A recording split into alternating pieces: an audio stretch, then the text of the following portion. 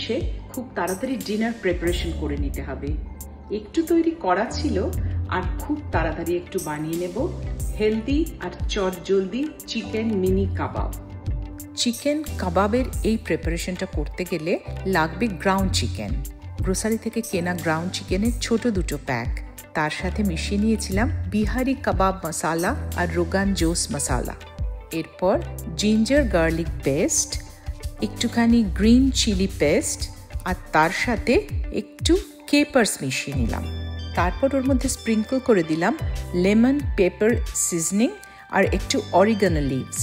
এই সব ইনগ্রিডিয়েন্টসগুলো এবার গ্রাউন্ড চিকেনের সাথে মিশিয়ে ভালো করে তৈরি করে নিলাম।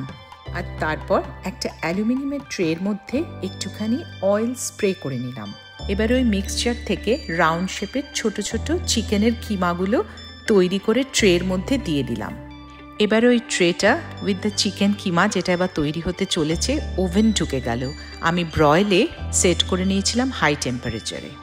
ওভেনে মিনিট 10 রাখার পর ওই ট্রেটা ওভেন থেকে বার করে নিলাম।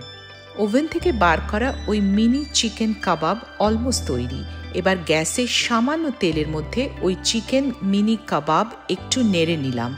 এবার এটা পুরোপুরি তৈরি রাতের হেলদি ইয়াম্মি ডিনার।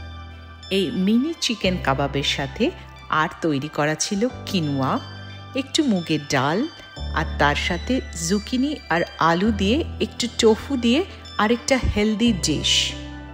সবাই খুব এনজয় করে ডিনার খেয়েছিল। আশা করি এই প্রিপারেশনটা আপনাদেরও ভালো লাগলো। জানাবেন আমায়। আর আমার চ্যানেলে সাবস্ক্রাইব করার জন্য রিকোয়েস্ট রইল সবার কাছে।